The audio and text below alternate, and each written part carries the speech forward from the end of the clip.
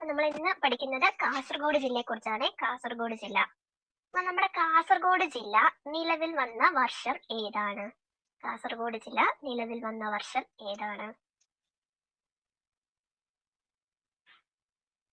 Kasaragod 1984 May 24-നാണ് നമ്മുടെ കാസർഗോഡ് ജില്ല രൂപീകൃതമായത്. അപ്പൊ കാസർഗോഡ് ജില്ല രൂപീകൃതമായ വർഷമാണ് 1984 മെയ് 24. 1984 മെയ് 24. ഇനി നമ്മുടെ എത്ര നിയമസഭാ മണ്ഡലങ്ങളാണ് നമ്മുടെ കാസർഗോഡ് ജില്ലയ്ക്കുള്ളതെന്ന് ചോദിച്ചാൽ അത് 5 നിയമസഭാ മണ്ഡലങ്ങൾ 5. എന്നാൽ ലോക്സഭാ മണ്ഡലം 1. ലോക്സഭാ മണ്ഡലങ്ങളുടെ എണ്ണം 1. താലൂക്കുകളാണെങ്കിൽ 4. അപ്പം നമ്മുടെ കാസർഗോഡ് ജില്ല രൂപീകൃതമായ വർഷമാണ് 1984 മെയ് 24. അതുപോലെ തന്നെ നമ്മുടെ നിയമസഭാ മണ്ഡലങ്ങളുടെ എണ്ണം 5. ലോക്സഭാ മണ്ഡലങ്ങളുടെ എണ്ണം 1.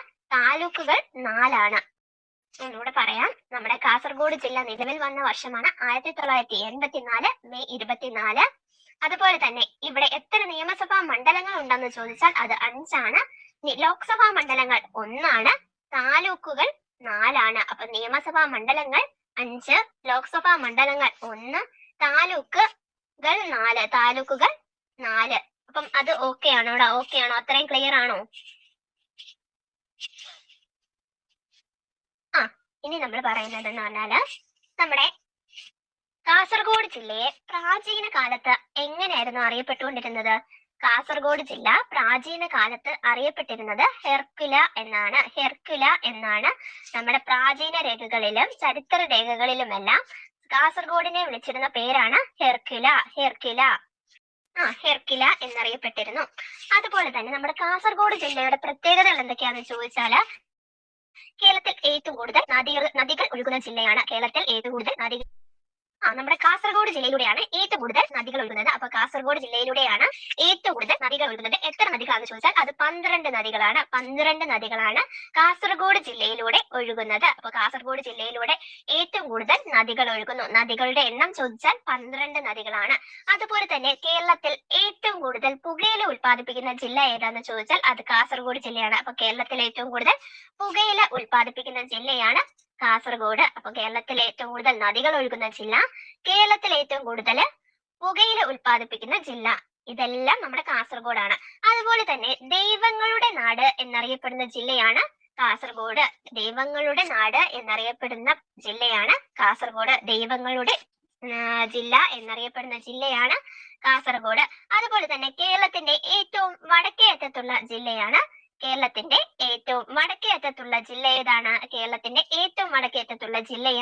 നമ്മുടെ കാസർഗോഡ്. കേരളത്തിന്റെ ഏറ്റവും വടക്കേ അറ്റത്തുള്ള ജില്ലയാണ് കാസർഗോഡ്. ഏറ്റവും ഒടുവിൽ രൂപീകൃതമായ ജില്ലയാണ് കാസർഗോഡ്. അപ്പൊ ഏറ്റവും ഒടുവിൽ രൂപം കൊണ്ട ജില്ലയാണ് കാസർഗോഡ്. 1984 മെയ് 24-നാണ് കാസർഗോഡ് ജില്ല രൂപീകരിച്ചത്. ഇനി ഏറ്റവും കുറച്ച് വിസ്തീർണമുള്ള രണ്ടാമത്തെ ജില്ലയാണ് നമ്മുടെ കാസർഗോഡ്. അപ്പം ഏറ്റവും കുറച്ച് വിസ്തീർണമുള്ള രണ്ടാമത്തെ ജില്ലയാണ് കാസർഗോഡ്. അപ്പം ഏറ്റവും കുറച്ച് വിസ്തീർണമുള്ള കേരളത്തിലെ രണ്ടാമത്തെ ജില്ലയാണ് കാസർഗോഡ്. അപ്പൊ ഒന്നാമത്തെ ജില്ല ഏതാണ്? ഏറ്റവും കുറച്ച് വിസ്തീർണമുള്ള ഒന്നാമത്തെ ജില്ല ഏതാണ്? അത് ആലപ്പുഴയാണ്. അപ്പം ഏറ്റവും കുറച്ച് വിസ്തീർണമുള്ള രണ്ടാമത്തെ ജില്ലയാണ് കാസർഗോഡ്. ഇനി തുളു ഭാഷ പ്രചാരത്തിലുള്ള ജില്ലയാണ് നമ്മുടെ കാസർഗോഡ്. തുളു ഭാഷ പ്രചാരത്തിലുള്ള കേരളത്തിലെ ജില്ലയാണ് കാസർഗോഡ്. ഇനി ഇതിനെ നമുക്കൊരു അപരനാമത്തിൽ അറിയപ്പെടുന്നു. സപ്തഭാഷാ സംഗമഭൂമി എന്നറിയപ്പെടുന്ന ജില്ലയാണ് കാസർഗോഡ്. സപ്തഭാഷാ സംഗമഭൂമി എന്നറിയപ്പെടുന്നത് നമ്മുടെ കാസർഗോഡാണ്. അപ്പൊ ഈ സപ്തഭാഷകൾ ഏതൊക്കെയാണെന്ന് ചോദിച്ചാൽ അത് മലയാളം, കന്നഡ, തുളു, ബിഹാരി, കൊങ്കണി, ഉറുദു, ഇംഗ്ലീഷ് എന്നിവയാണ് സപ്തഭാഷകൾ എന്നറിയപ്പെടുന്നത്. അപ്പൊ സപ്തഭാഷകൾ ഏതൊക്കെയാണ്? മലയാളം, കന്നഡ, തുളു, ബിഹാരി, കൊങ്കണി, ഉറുദു, ഇംഗ്ലീഷ് എന്നിവയാണ് നമ്മുടെ സപ്തഭാഷകൾ എന്നറിയപ്പെടുന്നത്. ഈ സപ്തഭാഷകളെല്ലാം നമ്മുടെ കാസർഗോട്ടില് ഉപയോഗിക്കുന്നുണ്ട്. അപ്പൊ സപ്തഭാഷാ സംഗമഭൂമി എന്നറിയപ്പെടുന്നത് ഏതാണ്? അത് കാസർഗോഡ് ജില്ലയാണ്. സപ്തഭാഷാ സംഗമഭൂമി എന്നറിയപ്പെടുന്നത് കാസർഗോഡ് ജില്ലയാണ്. ഇനി യക്ഷഗാനത്തിന് വളരെ പ്രചാരമുള്ള കേരളത്തിലെ ജില്ലയാണ് നമ്മുടെ കാസർഗോഡ്. യക്ഷഗാനത്തിന് വലിയ പ്രചാരമുള്ള കേരളത്തിലെ ജില്ലയാണ് കാസർഗോഡ്. സുരംഗ കിണറുകൾ കാണപ്പെടുന്നതും നമ്മുടെ കാസർഗോഡ് ജില്ലയിലാണ്. സുരംഗ കിണറുകൾ കാണപ്പെടുന്നതും കാസർഗോഡ് ജില്ലയിലാണ്. അപ്പൊ സുരംഗ കിണറുകൾക്ക് പ്രസിദ്ധമായ ജില്ലയാണ് നമ്മുടെ കാസർഗോഡ് എന്ന് പറയുന്നത്. ഇനി റിസർവ് വനം ഏറ്റവും കുറവുള്ള രണ്ടാമത്തെ ജില്ലയാണ് നമ്മുടെ കാസർഗോഡ്. അപ്പൊ റിസർവ് വനം ഏറ്റവും കുറവുള്ള രണ്ടാമത്തെ ജില്ലയാണ് കാസർഗോഡ്. അപ്പൊ റിസർവ് വനം കുറവുള്ള ജില്ല ഏതാണ്? റിസർവ് വനം കുറവുള്ള ജില്ല ഏതാണ്? റിസർവ് വനം ഏറ്റവും കുറവുള്ള ജില്ല ഏതാണ്? അത് ആലപ്പുഴ ജില്ലയാണ്. ആലപ്പുഴ ജില്ലയാണ്. നമ്മുടെ ഇതിനകത്ത് തന്നെ റിസർവ് വനം കുറവുള്ള രണ്ടാമത്തെ ജില്ല എന്ന് ചോദിച്ചാല് അത് നമ്മുടെ കാസർഗോഡ് ജില്ലയാണ്. അപ്പൊ ഒന്നുകൂടെ പറയാം. കേരളത്തിൽ ഏറ്റവും കൂടുതൽ നദികൾ ഒഴുകുന്ന ജില്ല, കേരളത്തിൽ പുകയില ഉൽപ്പാദിപ്പിക്കുന്ന ജില്ല, ദൈവങ്ങളുടെ നാട് എന്നറിയപ്പെടുന്ന ജില്ല, വടക്കേ അറ്റത്തെ ജില്ല, ഏറ്റവും ഒടുവിൽ രൂപം കൊണ്ട ജില്ല 1984 മെയ് 24-നാണ് കാസർഗോഡ് ജില്ല രൂപീകൃതമാകുന്നത്. ഏറ്റവും കുറച്ച് വിസ്തീർണമുള്ള രണ്ടാമത്തെ ജില്ലയാണ് കാസർഗോഡ്.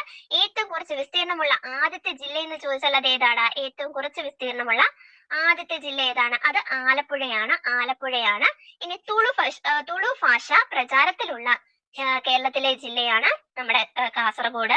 അതുപോലെ തന്നെ ഇന്ത്യയിലെ രണ്ടാമത്തെ പ്രാഥമിക വിദ്യാഭ്യാസം നേടിയ ജില്ലയും നമ്മുടെ കാസർഗോഡാണ്. അപ്പൊ എന്താണ്? ഇന്ത്യയിലെ രണ്ടാമത്തെ സമ്പൂർണ്ണ പ്രാഥമിക വിദ്യാഭ്യാസം നേടിയ ജില്ലയാണ് കാസർഗോഡ്. അപ്പൊ ആദ്യത്തെ ജില്ല ഏതാന്ന് ചോദിച്ചാൽ അത് കണ്ണൂരാണ്.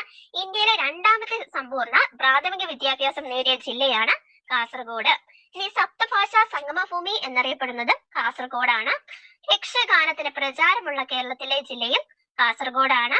അതുപോലെ തന്നെ സുരംഗ കിണറുകൾ കാണപ്പെടുന്നതും കാസർഗോഡ് ജില്ലയിലാണ്.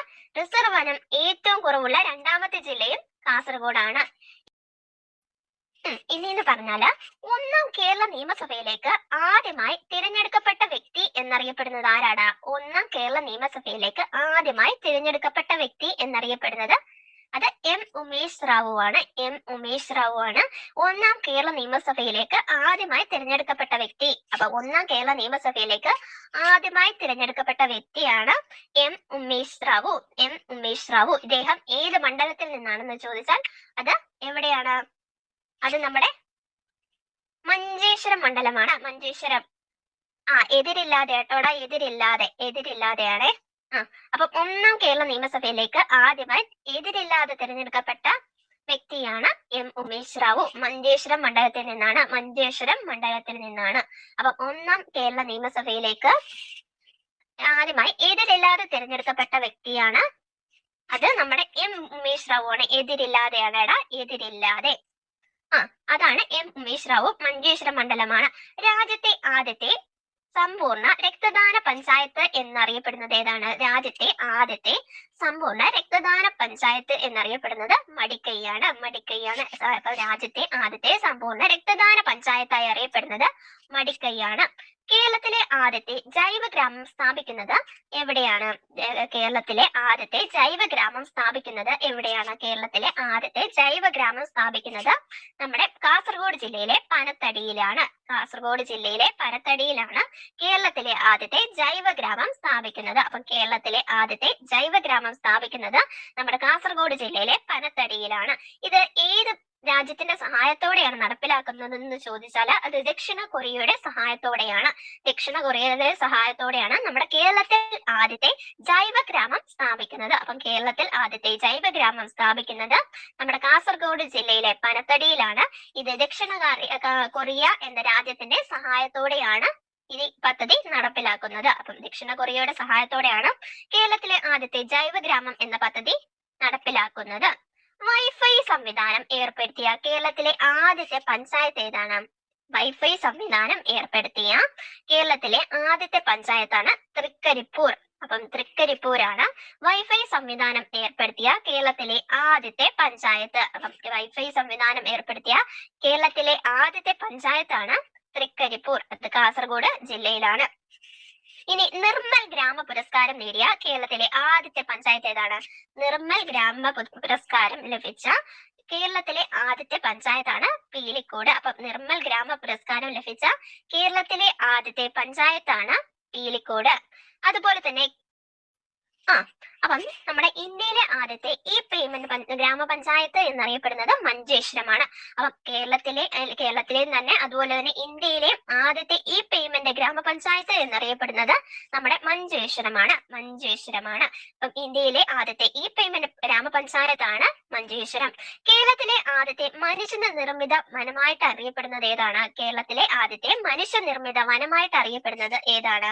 അത് കരിം ഫോറസ്റ്റ് ആണ്. കരിം ഫോറസ്റ്റ് നമ്മുടെ കാസർഗോഡ് ജില്ലയിലാണ്, കാഞ്ഞങ്ങാടിന് അടുത്താണ്. അപ്പം കേരളത്തിലെ ആദ്യത്തെ മനുഷ്യനിർമ്മിത വനമാണ് കരിം ഫോറസ്റ്റ്.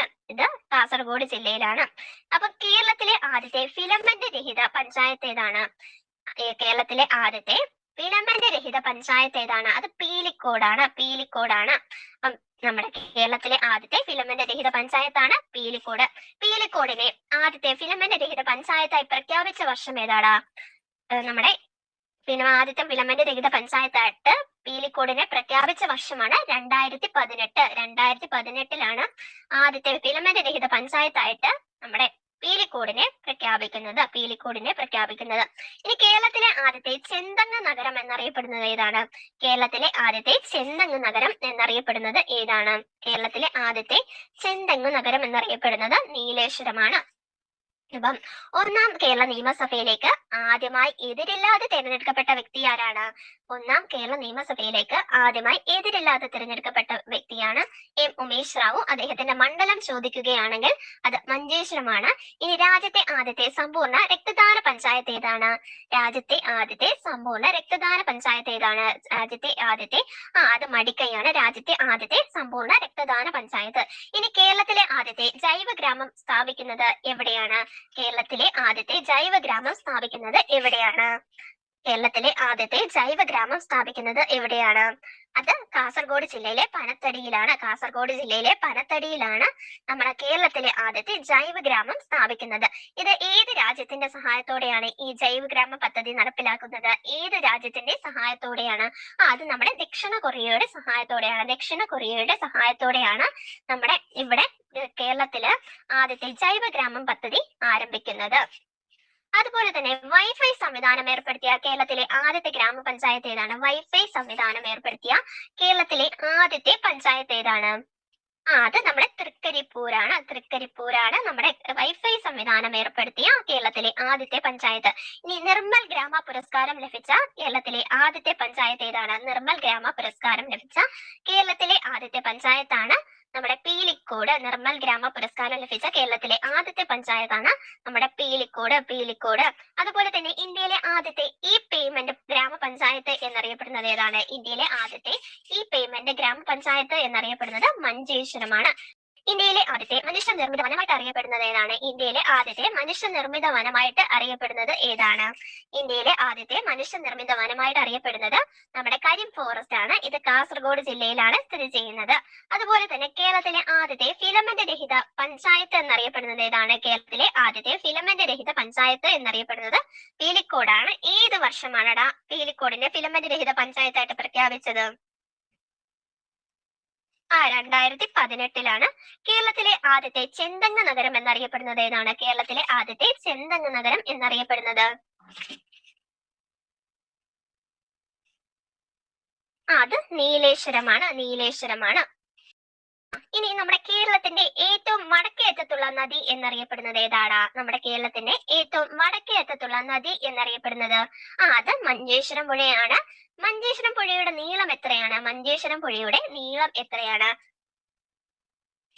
16 കിലോമീറ്റർ ആണ്. അതിനാൽ തന്നെ നമ്മുടെ കേരളത്തിലെ ഏറ്റവും ചെറിയ നദി എന്നറിയപ്പെടുന്നത് മഞ്ചേശ്വരം പുഴയാണ്. അപ്പൊ കേരളത്തിലെ ഏറ്റവും ചെറിയ നദിയും മഞ്ചേശ്വരം പുഴയാണ്. കേരളത്തിലെ ഏറ്റവും വടക്കേ അറ്റത്തെ അസംബ്ലി മണ്ഡലം ഏതാണ്? നമ്മുടെ കേരളത്തിലെ ഏറ്റവും വടക്കേ അറ്റത്തെ അസംബ്ലി മണ്ഡലം ഏതാണ്? അത് മഞ്ചേശ്വരമാണ്. കേരളത്തിലെ പാർലമെന്റ് മണ്ഡലങ്ങളിൽ ഏറ്റവും വടക്കേ അറ്റത്തുള്ളത് ഏതാണ്? കേരളത്തിലെ പാർലമെന്റ് മണ്ഡലങ്ങളിൽ ഏറ്റവും വടക്കേ അറ്റത്തുള്ളത് ഏതാണ്? അത് നമ്മുടെ ഏതാണ്? കാസർഗോഡാണ്. കേരളത്തിന്റെ ഏറ്റവും വടക്കേ അറ്റത്തെ കായൽ എന്നറിയപ്പെടുന്നത് ഏതാണ്? കേരളത്തിന്റെ ഏറ്റവും വടക്കേ അറ്റത്തെ കായൽ എന്നറിയപ്പെടുന്നത് ഏത് കായലാണ്? അത് ഉപ്പളക്കായലാണ് കേരളത്തിന്റെ ഏറ്റവും വടക്കേ അറ്റത്തുള്ള കായൽ. കേരളത്തിലെ ഏറ്റവും വലിയ കോട്ട കേരളത്തിലെ ഏറ്റവും വലിയ കോട്ട ഏതാണ്? കേരളത്തിലെ ഏറ്റവും വലിയ കോട്ട ഏതാണെടാ? അത് ബേക്കൽ ഫോർട്ട് ആണ്. ഇത് എത്ര ഏക്കറിലാണ് വ്യാപിച്ചു കിടക്കുന്നത്? എത്ര ഏക്കറിലായിട്ടാണ് വ്യാപിച്ചു കിടക്കുന്നത്? അത് 40 ഏക്കറിലാണ് വ്യാപിച്ചു കിടക്കുന്നത്. 40 ഏക്കറിലാണ് വ്യാപിച്ചു കിടക്കുന്നത്. അപ്പം കേരളത്തിലെ ഏറ്റവും വലിയ കോട്ടയാണ് നമ്മുടെ ബേക്കൽ ഫോർട്ട്. ബേക്കൽ ഫോർട്ട് 40 ഏക്കറിലായിട്ടാണ് വ്യാപിച്ചു കിടക്കുന്നത്. ഇനി കേരളത്തിന്റെ ഏറ്റവും വടക്കേറ്റത്തെ ഗ്രാമം ഏതാ? കേരളത്തിന്റെ ഏറ്റവും വടക്കേ അറ്റത്തുള്ള ഗ്രാമം ഏതാണ്? അത് തലപ്പാടിയാണ്. തലപ്പാടിയാണ് കേരളത്തിന്റെ ഏറ്റവും വടക്കേ അറ്റത്തുള്ള ഗ്രാമം എന്നറിയപ്പെടുന്നത്. കേരളത്തിൽ ഏറ്റവും കൂടുതൽ ഭാഷകൾ ഉപയോഗത്തിലുള്ള ജില്ല ഏതാന്ന് ചോദിച്ചാൽ അത് ഏതാടാ? നമ്മുടെ കേരളത്തിൽ ഏറ്റവും കൂടുതൽ ഭാഷകൾ പ്രചാരത്തിലുള്ള ജില്ലയാണ് കാസർഗോഡ്. ഇനി കേരളത്തിലെ ഏറ്റവും വടക്കേ അറ്റത്തെ താലൂക്ക് ഏതാണ്? കേരളത്തിലെ ഏറ്റവും വടക്കേ അറ്റത്തുള്ള താലൂക്ക് ഏതാണ്? അത് മഞ്ചേശ്വരമാണ്. അപ്പൊ കേരളത്തിലെ ഏറ്റവും വടക്കേറ്റത്തെ താലൂക്ക് എന്ന് ചോദിച്ചാൽ മഞ്ചേശ്വരമാണ്. ഇനി കേരളത്തിന്റെ ഏറ്റവും വടക്കേറ്റത്തെ വില്ലേജ് എന്ന് ചോദിച്ചാൽ ഏതാണ്? കേരളത്തിന്റെ ഏറ്റവും വടക്കേറ്റത്തെ വില്ലേജ് എന്ന് ചോദിച്ചാൽ അത് കുഞ്ചത്തൂരാണ്. കുഞ്ചത്തൂരാണ്. അപ്പൊ കേരളത്തിലെ ഏറ്റവും വടക്കേറ്റത്തെ വില്ലേജ് ആണ് കുഞ്ചത്തൂർ. അപ്പം കേരളത്തിലെ ഏറ്റവും വടക്കേറ്റത്തെ വില്ലേജ് എന്ന് ചോദിച്ചാൽ കുഞ്ചത്തൂരാണ്. ഇനി കേരളത്തിലെ ഏറ്റവും നീളം കുറഞ്ഞ നദിയാണ് നമ്മുടെ മഞ്ചേശ്വരം പുഴയാണ്.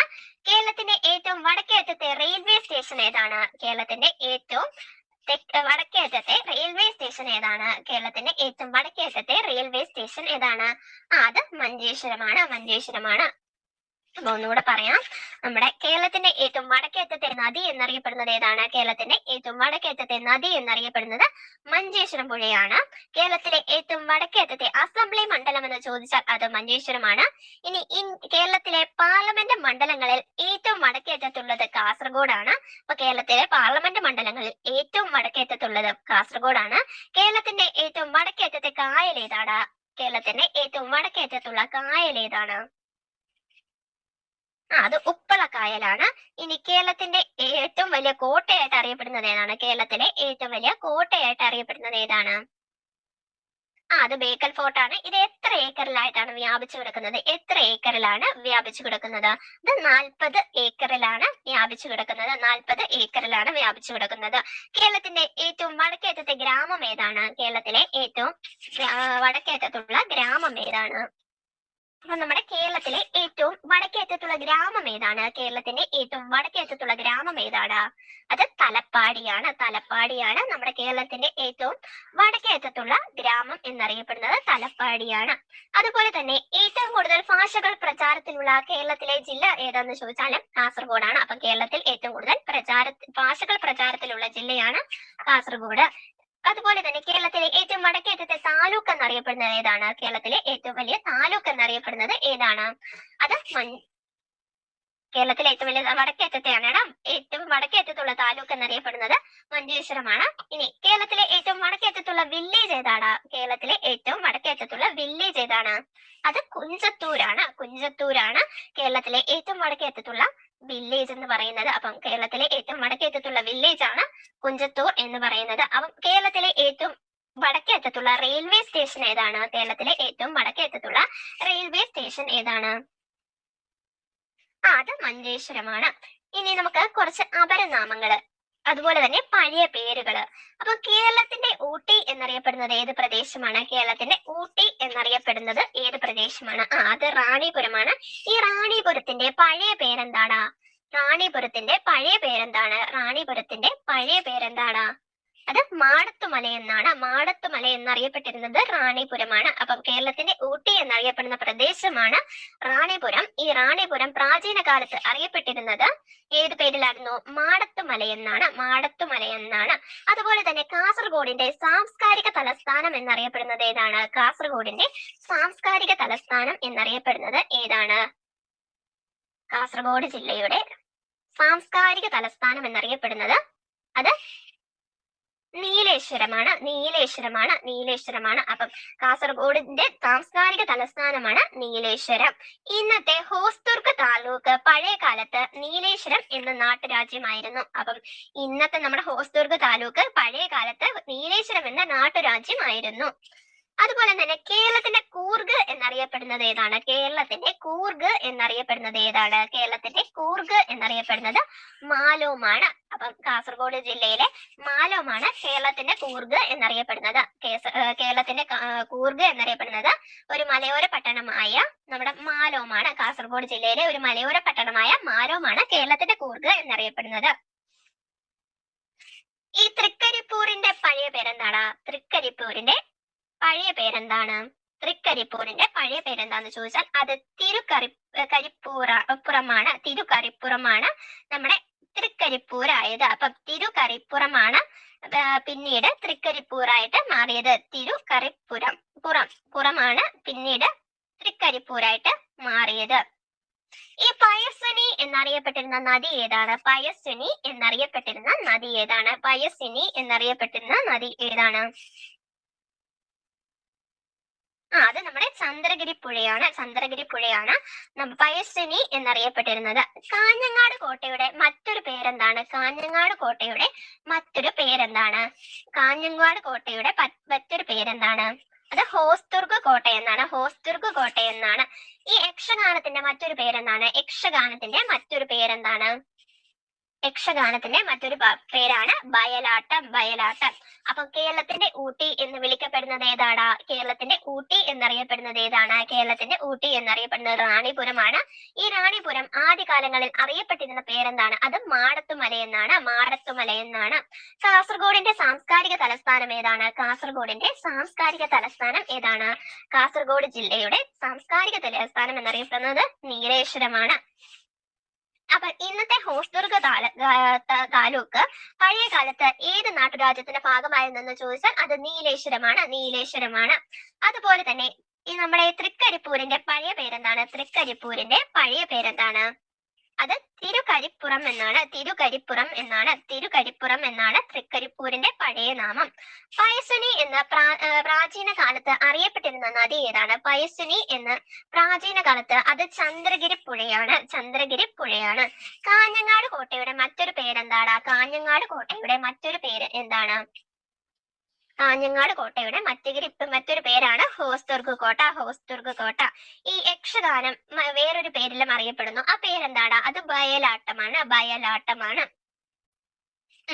ഇനി എന്ന് പറഞ്ഞാൽ കേരളത്തിലെ രണ്ടാമത്തെ തുറന്ന ജയിൽ ഏതാണ്? കേരളത്തിലെ രണ്ടാമത്തെ തുറന്ന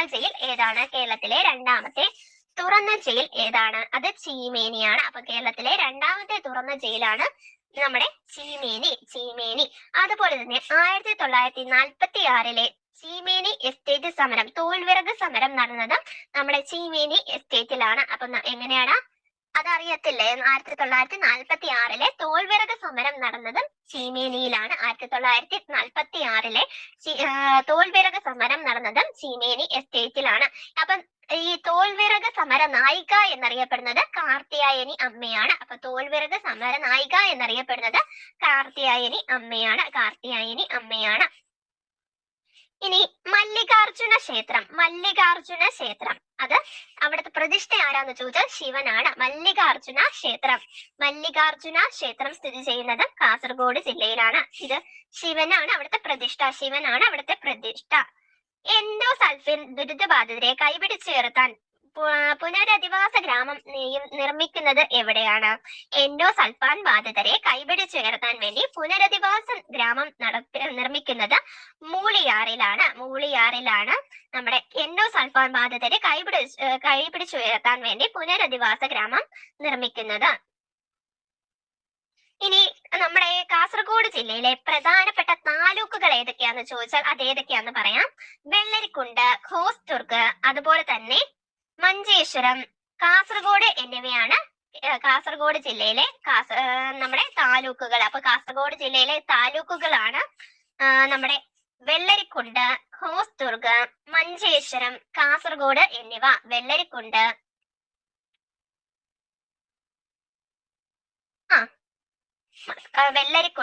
കാസർഗോഡ്, ഹോസ്ദുർഗ്, അതുപോലെ തന്നെ മഞ്ചേശ്വരം എന്നിവയാണ് നമ്മുടെ കാസർഗോഡ് ജില്ലയിലെ പ്രധാനപ്പെട്ട താലൂക്കുകൾ. 4 താലൂക്കുകൾ ഉണ്ടെന്ന് പറഞ്ഞില്ലേ?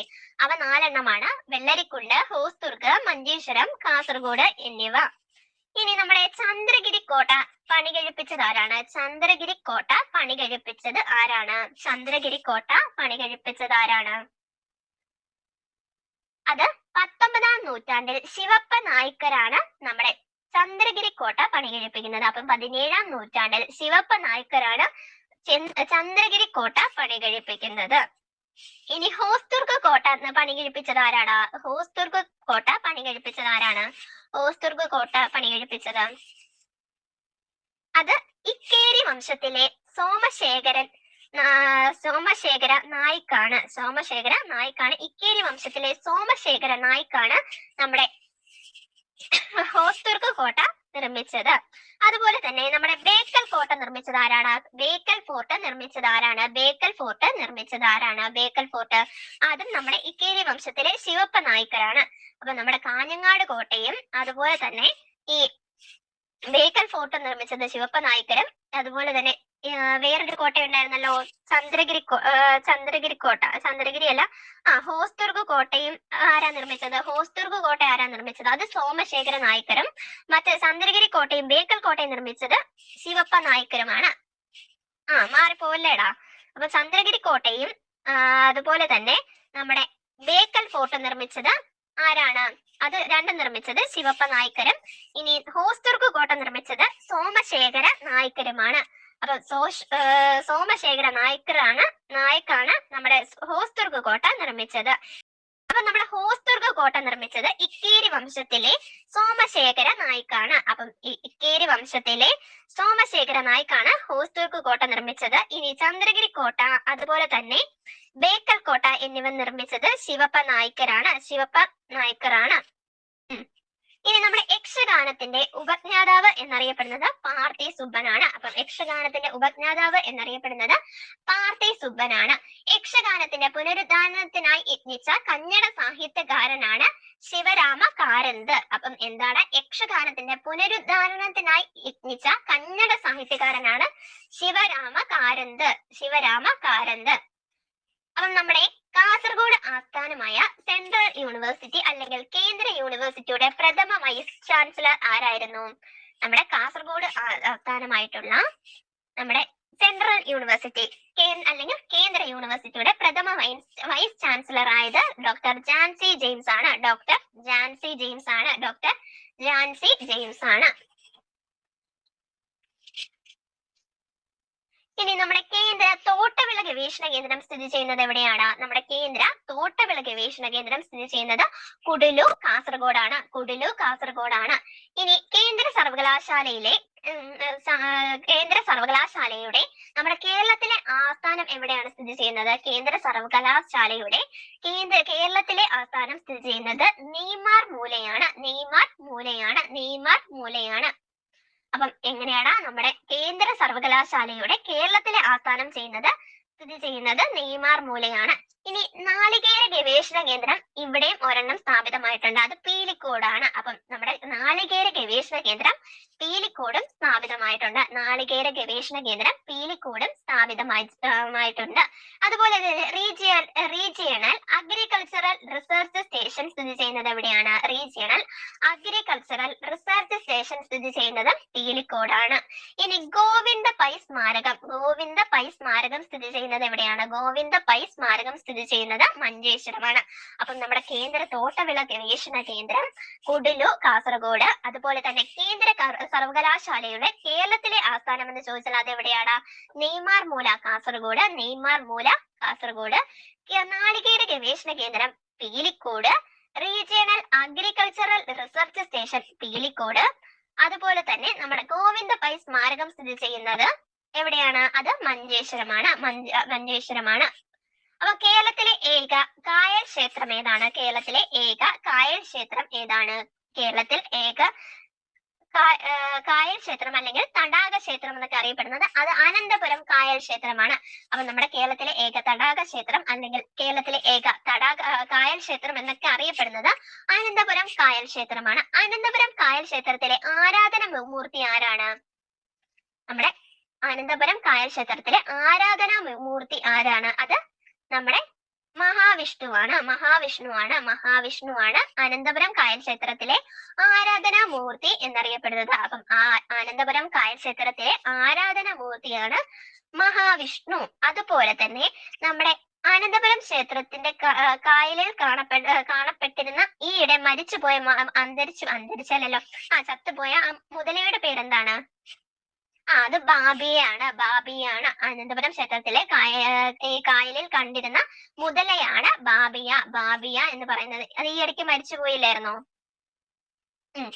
അതന്നെ ബാബിയ. കേരളത്തിലെ ഏറ്റവും ചെറിയ നദിയായിട്ട് അറിയപ്പെടുന്നത് മഞ്ചേശ്വരം പുഴയാണ്. 16 കിലോമീറ്റർ ആണ്. മരിച്ചുപോയി. അപ്പം നമ്മുടെ കേരളത്തിലെ ഏറ്റവും ചെറിയ നദിയായിട്ട് അറിയപ്പെടുന്നത് മഞ്ചേശ്വരം പുഴയാണ്. കാസർഗോഡ് ജില്ലയിലെ ഏറ്റവും നീളം കൂടിയ നദി ഏതാണ്? കാസർഗോഡ് ജില്ലയിലെ ഏറ്റവും നീളം കൂടിയ നദി ഏതാണ്? കാസർഗോഡ് ജില്ലയിലെ അത് നമ്മുടെ ചന്ദ്രഗിരി പുഴയാണ്. ഈ കാസർഗോഡ് പട്ടണത്തെ യു ആകൃതിയിൽ ചുറ്റി ഒഴുകുന്ന നദി ഏതാണ്? കാസർഗോഡ് ജില്ലയെ യു ആകൃതിയിൽ ചുറ്റി ഒഴുകുന്ന നദിയാണ് ചന്ദ്രഗിരി പുഴയുടെ ഒരു പോഷക നദിയാണ് നമ്മുടെ പയസ്സിനി പുഴ എന്ന് പറയുന്നത്. ഈ മഞ്ചേശ്വരം പുഴ പതിക്കുന്നത് എവിടെയാണ്?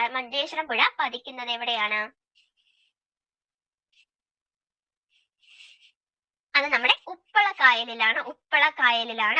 അതുപോലെ തന്നെ നമ്മുടെ മുസ്ലിം തൊപ്പികൾക്ക് പ്രശസ്തമായ കാസർഗോഡ് ജില്ലയിലെ പ്രദേശം ഏതാണ്?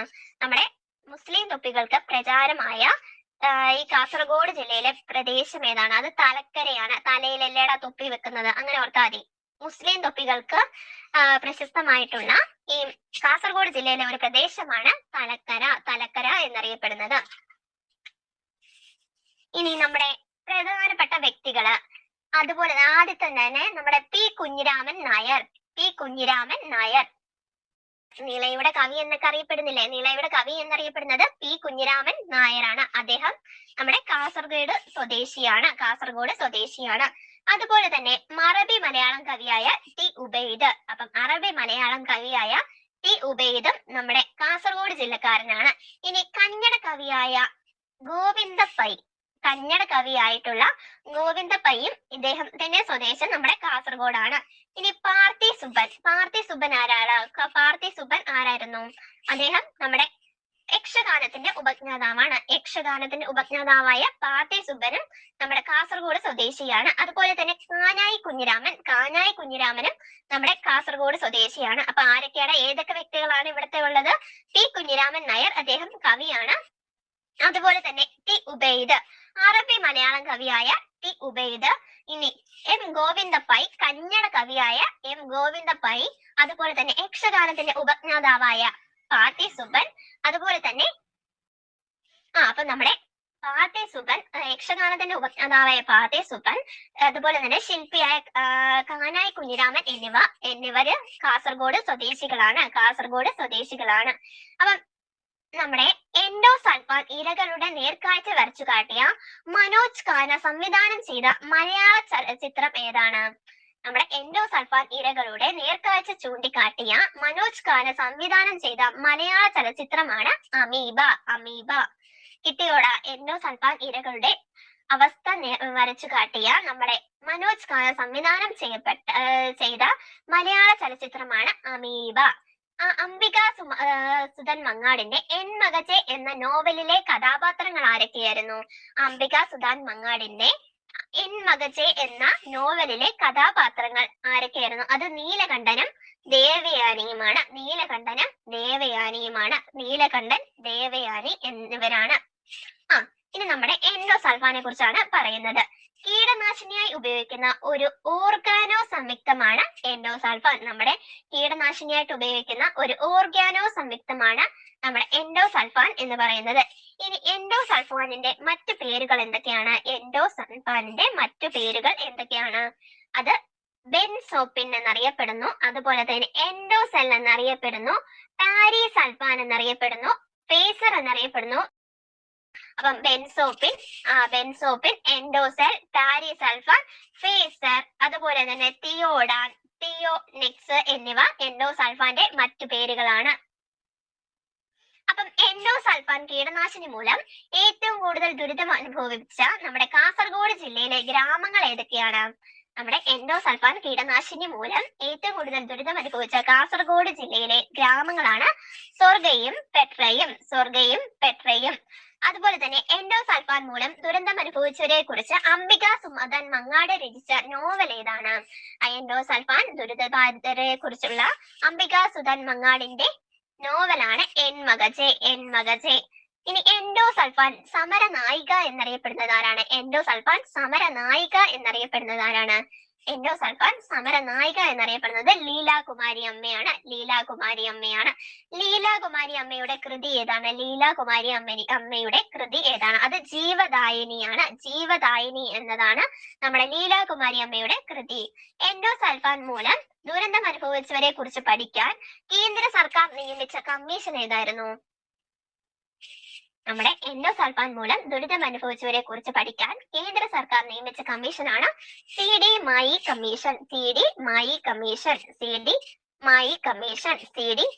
കമ്മീഷൻ. എൻഡോസൾഫാൻ മൂലം ദുരിതം അനുഭവിച്ചവരെ കുറിച്ച് പഠിക്കാൻ കേരള സർക്കാർ നിയമിച്ച കമ്മീഷൻ ഏതാണ്? കേരള സർക്കാർ നിയമിച്ച കമ്മീഷൻ ഏതാണ്? അത് സി അച്യുതൻ കമ്മീഷനാണ്. ഇനി എൻഡോസൾഫാൻ ദുരിതബാധിതരെ പുനരധിവസിപ്പിക്കാൻ കേരള സർക്കാർ ആരംഭിച്ച പദ്ധതി ഏതാണ്? എൻഡോസൾഫാൻ ദുരിതബാധിതരെ കേരള സർക്കാർ ആരംഭിച്ച പദ്ധതി ഏതാണ്?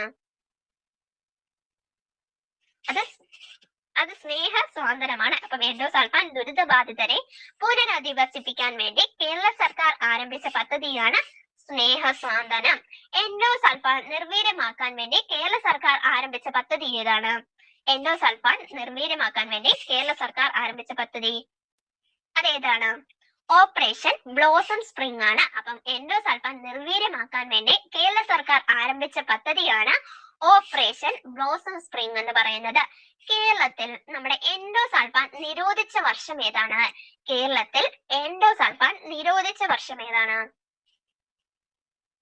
അത് 2006ആണ്. അപ്പം നമ്മുടെ എൻഡോസൾഫാൻ ദുരിതത്തെ ആസ്പദമാക്കി ജയരാജ് സംവിധാനം ചെയ്ത സിനിമ ഏതാണ്? എൻഡോസൾഫാൻ ദുരന്തത്തെ ആസ്പദമാക്കി ജയരാജ് സംവിധാനം ചെയ്ത സിനിമ ഏതാണ്? അത് പകർന്നാട്ടമാണ്.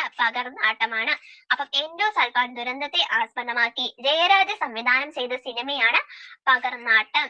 എൻഡോസൾഫാൻ ദുരന്തത്തെ ആസ്പദമാക്കി ഡോക്ടർ ബിജു സംവിധാനം ചെയ്ത ചലച്ചിത്രം ഏതാണ്? എൻഡോസൾഫാൻ ദുരന്തത്തെ ആസ്പദമാക്കി അത് വലിയ ചിറകുള്ള പക്ഷികളാണ്. ഡോക്ടർ ബിജു എൻഡോസൾഫാൻ ദുരന്തത്തെ ആസ്പദമാക്കി നിർമ്മിച്ച ചിത്രം. അതുപോലെ തന്നെ ആദ്യമായി എൻഡോസൾഫാൻ നിരോധിച്ച രാജ്യം ഏതാണ്? ആദ്യമായിട്ട് എൻഡോസൾഫാൻ നിരോധിച്ച രാജ്യമാണ് ഫിലിപ്പീൻസ്. കയ്യൂർ സമരം നടന്ന വർഷം ഏതാണ്?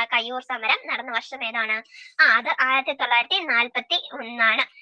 പ്രശസ്ത കന്നഡ സാഹിത്യകാരൻ നിരഞ്ജനയുടെ ചിരസ്മരണ എന്ന നോവൽ ഏത് സമരത്തെ ആസ്പദമാക്കിയിട്ടുള്ളതാണെന്ന് ചോദിച്ചാൽ അത് നമ്മുടെ കയ്യൂർ സമരത്തെ